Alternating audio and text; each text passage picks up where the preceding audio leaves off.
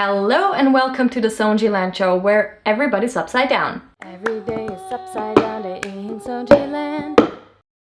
If you've ever had problems with your wrists during hand balancing, this episode is for you. It's very common to feel something happening in your wrists since of course you're putting your whole body weight on top of them. When I first started hand balancing, my wrists were limiting my training and I had a lot of problems. And even though we can do preventive exercises to make our training as safe as possible, Mikael Christiansen said something very smart to me once. I mean, he says smart things to me all the time, so what the hell. But he said that you just have to know that when you're hand balancing, you are putting your wrists at risk. You're putting a lot of weight on them, which puts a lot of stress on them. And especially when you're first starting out, especially with one-arm handstands, your balancing is very inefficient. The muscles around your wrists have to deal with big adjustments, which just increase the risk of getting overused or injured. And of course, as he could experience, you also have to deal with unforeseeable situations like your equipment not holding up and falling on top of your hands and just making sure that your wrists don't get too comfortable. So no matter what level we're at, we can never guarantee that we won't get injured, but there are certain things we can do in order to make sure our training is as safe as possible. And here are 4 key factors I want to share with you. Key factor number 1 is loading your wrists progressively, which simply means that you load them slowly before you put all of your body weight on top of them. You can simply do that by planking, for example, just in a regular push-up position, or by doing this exercise. I love this exercise and I got it from Mikael.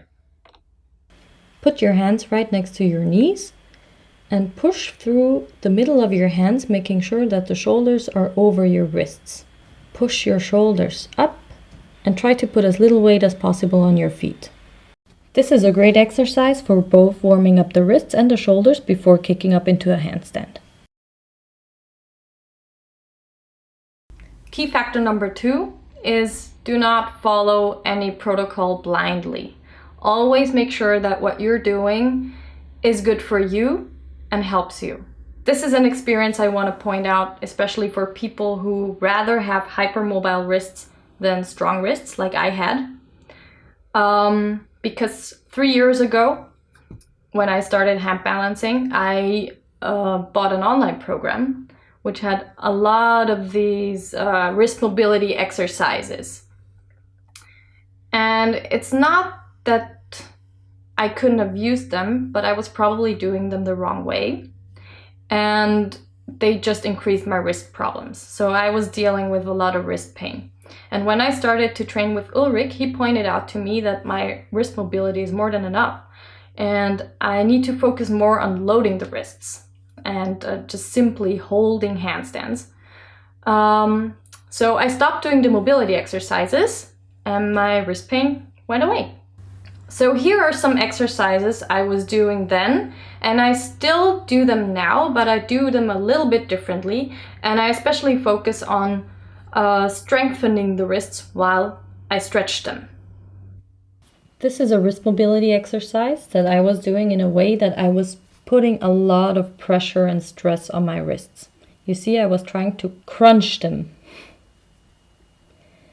The way I do it now is by using active mobility, which means that while I push forward, I push my fingers and my hands into the ground. And when I go back, I try to keep the angle actively and pull my fingers back. This exercise is very necessary for me before I do handstands, so I can get into my range of motion. Now that I have a good training load, my wrists tend to get stiff and I usually have to work into my mobility before doing handstands. But I never do this exercise without counteracting the stretch by pushing my palms into the ground. So rather than crunching my wrist, I think of making them longer. Key point number 3 was a huge aha moment. Learn to take responsibility for your wrists. Do you know that situation, for example, when you're at a party and people know you do handstands and they encourage you to show them? but you feel stone cold. You know that you're not prepared, but you do it anyway. And the next day you regret that you did it because you feel it all over your wrists, or maybe you even injure your wrist and it doesn't go away for months. I've had situations like that, and I just learned that I should never do handstands without warming up my wrists. I mean, there are some people who can do it. They're very rare. I've never met any one of those in person, but most people just need to warm up the wrists first. Otherwise, one short handstand can already cause months of not training well because your wrist hurts, and that's just not worth it. Key point number 4 is make sure you have a good recovery. So don't just be loading your wrists all the time, but make sure that when you feel tension in your forearms or your shoulder, you know that all the muscles are connected.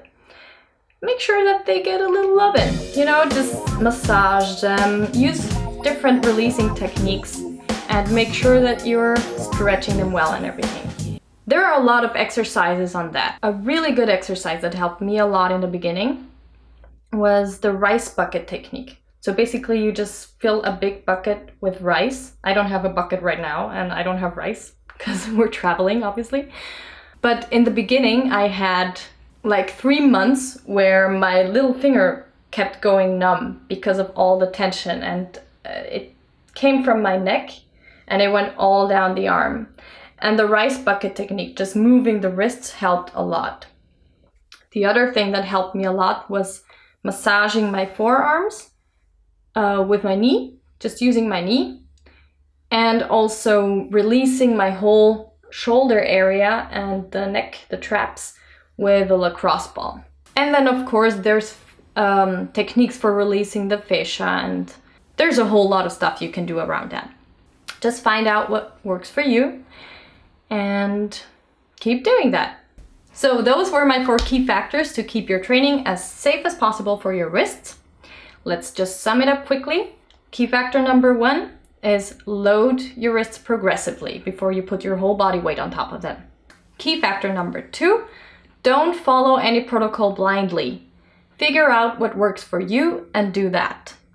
Key factor number 3, learn to take responsibility for your wrist health, and sometimes this means to say no to peer pressure. And key factor number 4, make sure you have a good recovery and you don't just load and load and load, but also try to give your wrist some loving.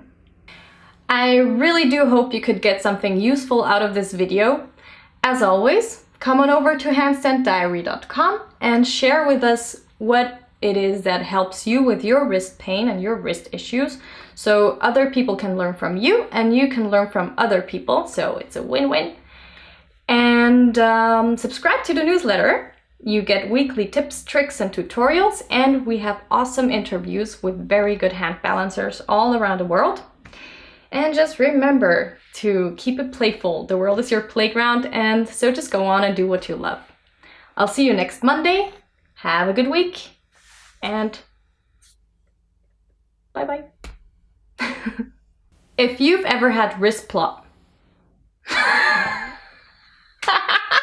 Wrist plop.